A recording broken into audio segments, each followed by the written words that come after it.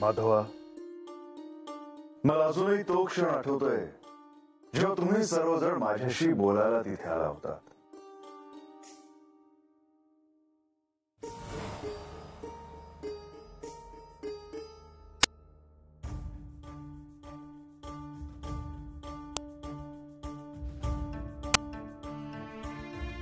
श्री महादेव ध्यानस्थ आहेत.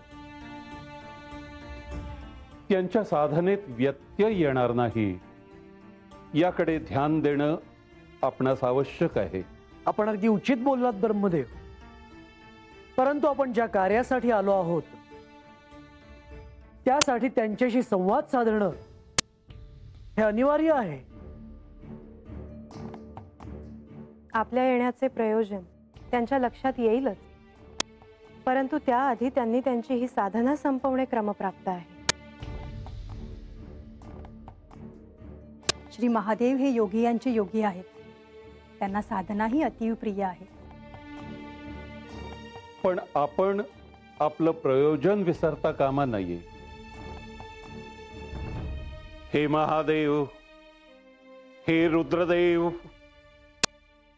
आपण अत्यंत सामर्थ्यवान आहात. सत्व, रज, तम या गुणांचे स्वामी आहात.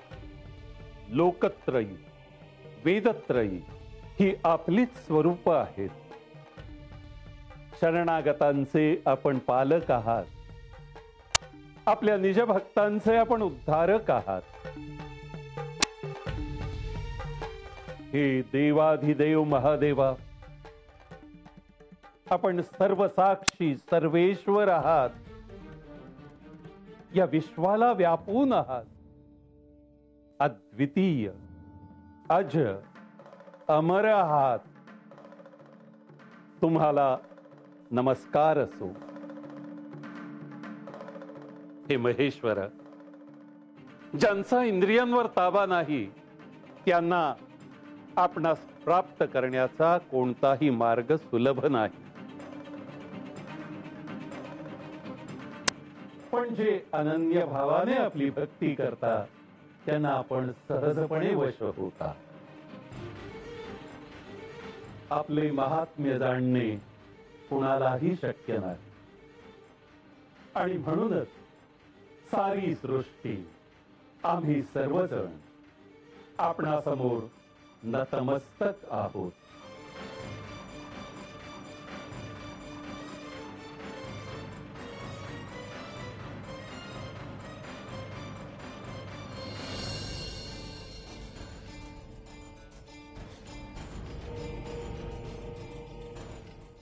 नारायण नारायण. सर्वजण आता श्री महादेव कधी आपली साधना संपवून डोळे उघडतील त्या क्षणाची वाट पाहत होते आणि तो क्षण आलाच. आता काय करावे? आपण इथे आलो आहोत हे त्यांना कळणार नाही असं नाही. ज्या अर्थी आपण इथे आलो आहोत त्या अर्थी काहीतरी महत्वाचं प्रयोजन असणार हे त्यांच्या ध्यानात येईलच. मलाही तसेच वाटते.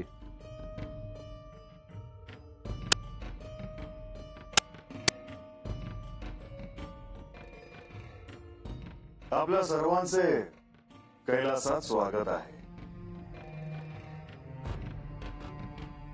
आपण सर्वजण या इथे आला आहात ह्याचा अर्थ यामागे निश्चित काहीतरी प्रयोजन असावे.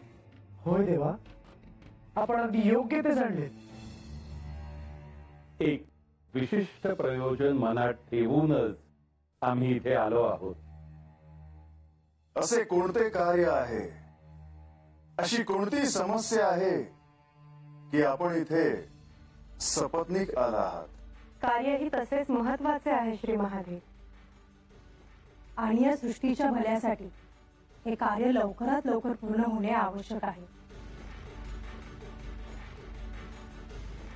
हे महादेवा, आपण सारे काही जाणता,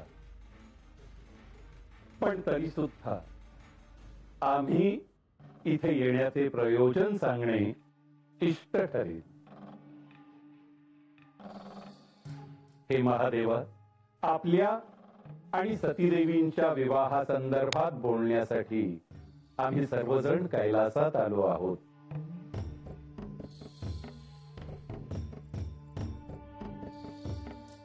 माझ्या विवाहाची चर्चा. होय देवा. या सृष्टीच्या कल्याणासाठी.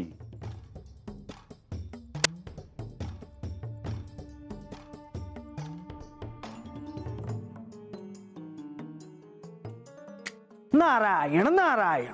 माझे आराध्य माता लक्ष्मी, माता सरस्वती आणि पिताश्री अर्थात साक्षात श्री ब्रह्मदेव हे श्री महादेवांची भेट घेण्यासाठी कैलासात गेले. श्री महादेवांनी त्यांच्या भेटीचे कारण त्यांना विचारले असता त्यांनी श्री महादेवांना हे सांगून टाकले की सर्वजण त्यांच्या विवाहाबद्दल बोलण्यासाठी आले आहेत. नारायण नारायण.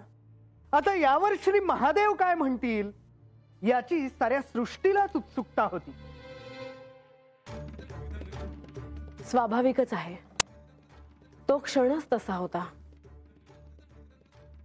एकीकडे सतीदेवींचे व्रत पूर्ण होण्याच्या मार्गावर होते आणि त्यावेळी महादेव काय म्हणतील हे ऐकण्याची आख्यानातली उत्सुकता माझी देखील आहे. ओहे, पर महाराज मला एक विचारायचं आहे बघा. विचार बाजू. नाही म्हणजे हे अगोदरच लिहून ठेवलं आहे असं समदे म्हणतात. मग आता महादेवासनी समदे भेटाया का गेला असत्या? नारायण नारायण. बानू, हे जरी परमनियतीने लिहून ठेवलं असलं तरी तसं घडणं ह्यासाठी काही गोष्टी या क्रमप्राप्त होणं हे साहजिकच आहे. हो, एक प्रकारे ही कर्माचीच परिणिती आहे. हो, जसं आपण जे कर्म करतो त्याचं फळ आपल्याला मिळतं.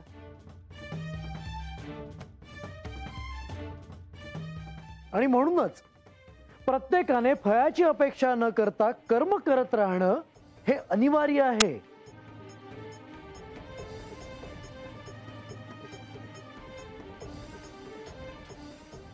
हे प्रभू, तुमच्या मुखातून आज हे उद्गार ऐकून मी कृतकृत्य झालो.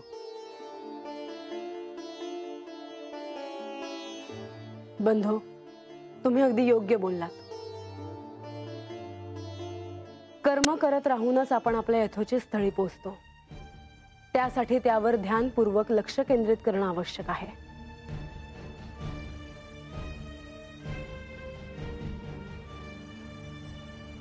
होय देवी. आणि त्यावेळी देखील श्री महादेवांची भेट घेण्यामागे सर्वांचे हेच प्रयोजन होते.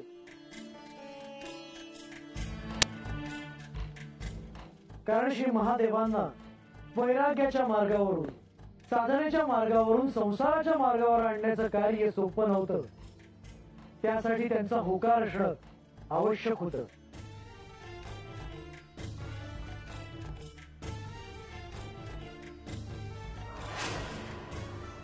हे श्री महादेवा, या सृष्टीचक्राचे नियमन मी, श्रीहरी आणि आपण एकमेकांच्या सहयोगाने करत असतो.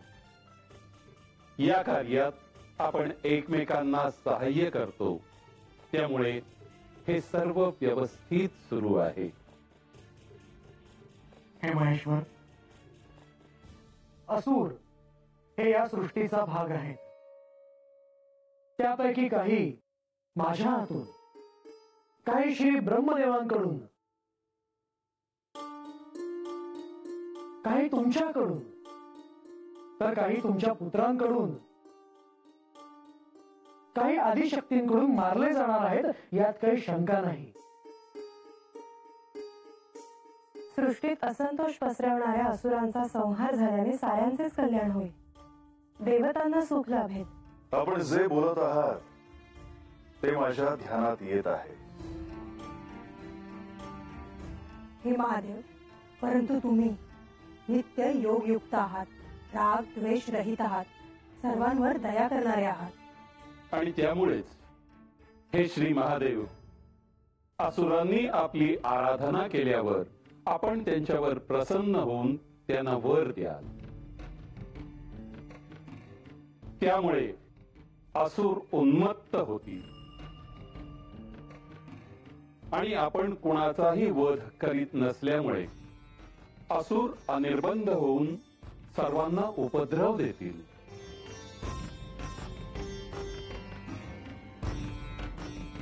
अशा परिस्थितीत या सृष्टीचे सनातन कार्य साधायचे तरी कसे, हा मोठा गंभीर प्रश्न आहे. आणि म्हणूनच श्री महादेवा, आपण आपले ध्यान योग्य अशा कार्यात देणं आवश्यक आहे. वस्तुतः आपण तिघेही एकच आहोत. कार्य परत्वे आपण भिन्न भिन्न रूपे धारण करू, परंतु हा कार्यभेद सिद्ध झाला नाही तर रूपभेदाचा उद्देश सफल होणार नाही. हे देवाधिदेव महादेव, हे कार्य करण्यासाठी जसे आम्ही सपत्नीक झाले आहोत तसेच आपणही विवाहबद्ध व्हावे असा आमचा प्रस्ताव आहे. हे महेश्वर, यात इतका विचार करण्यासारखं काय आहे? हे श्री महालक्ष्मी देवी, मी आधी आपल्याला सांगितलं आहे की आपण जे बोलत आहात ते माझ्या ध्यानात येत आहे. आपण जे बोलत आहात ते योग्य असेलही, परंतु काय महादेव? परंतु मला असं वाटतं की मी विवाह करणे हे उचित नाही.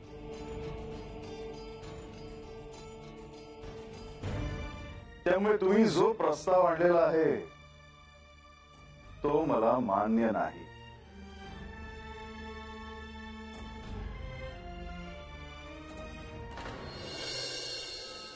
नारायण नारायण. श्री महादेवांपुढे हा प्रस्ताव मांडला गेला आणि त्यांनी स्पष्टपणे नकार दिला.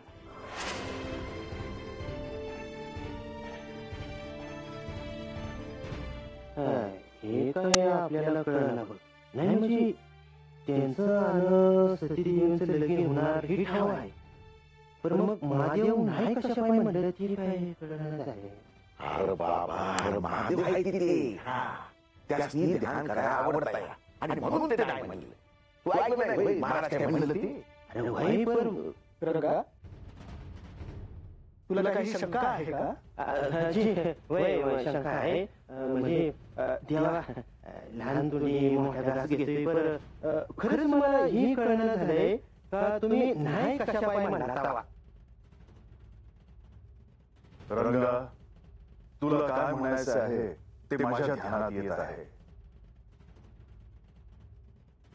त्या क्षणी असं का म्हणालो, त्यामागे काय प्रयोजन होतं, ह्याच्या मागे एक विशिष्ट उद्देश होता. म्हणजे ही समज होणार असं तुम्हाला ठाव होतं? नाही कळत आपल्याला काय, कशाला बोलायचं सौंदर्य?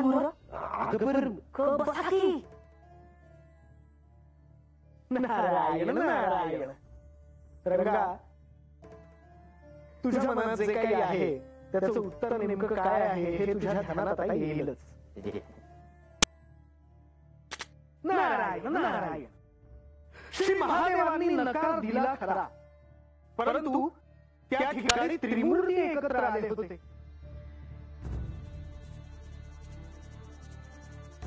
त्यामुळे श्री महादेवांनी नकार का दिला हे जाणून घेताना त्यांनी विवाह करणे कसे आवश्यक आहे हेही कळणार होते.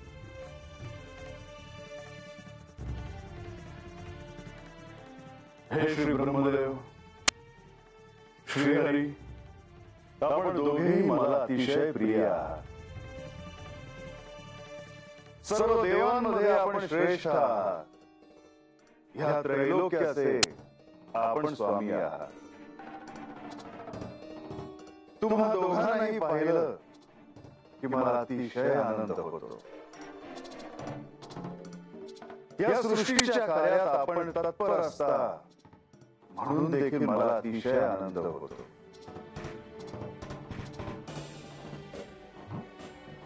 तुमचे बोलणे हे माझा गौरव वृद्धिंगत करणारे तर आहेच, परंतु मी विवाह करणे हे उचित नाही.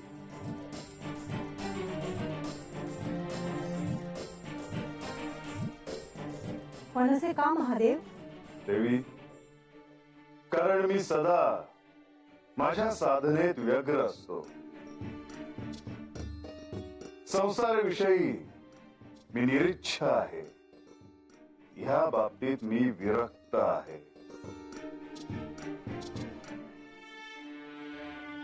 हो, श्रेष्ठ योगी अशी तुमची महती आहे. होय, आणि मी निवृत्तीच्या दिशेने जाणारा निरंतर अवधूत आहे. मी आत्मदर्शी आहे. मी निरंजन आहे. मी कामना शून्य आहे. मी विकार शून्य आहे. मी भोगरहित आहे. मी अमंगल वेशधारी आहे. मी अपवित्र आहे. परंतु हे सृष्टीच्या कार्यासाठी महत्वाचे आहे, असं नाही का आपल्याला वाटत? हे ब्रह्मदेव, आपण जे म्हणत आहात ते खरे आहे.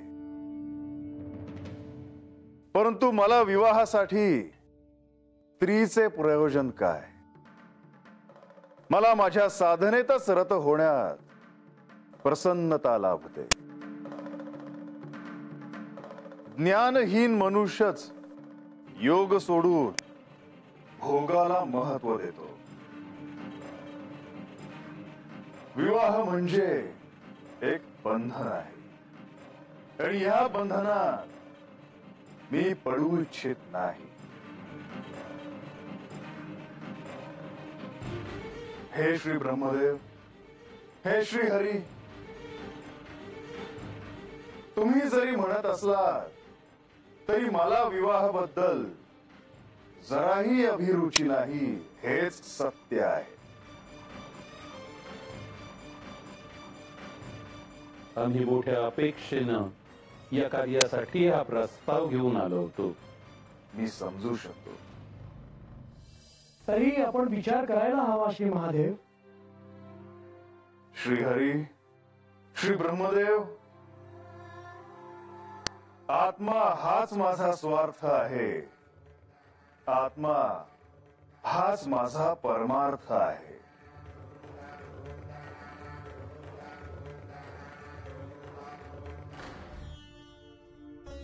नारायण नारायण. सर्वजण आपलं म्हणणं मांडत होते.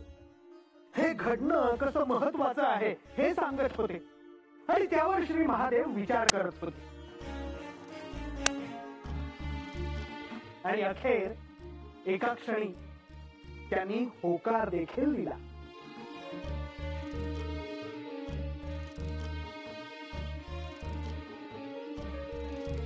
तुम्ही बंधनात अडकाल असे तुमचे म्हणणे आहे. तुमचे म्हणणे अयोग्य आहे असे आम्ही म्हणत नाही. पण तरी देखील तुम्ही आमच्या विनंतीचा विचार परत एकदा करावा. आपण जे सांगत आहात ते अयोग्य आहे असं मी नाही म्हणणार. त्यामुळे या सृष्टीच्या हितासाठी आपण जे सांगत आहात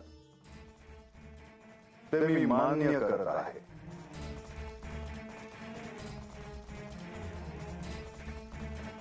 माझ्या भक्तांच्या वचनाला मान देणे हे माझे व्रत आहे,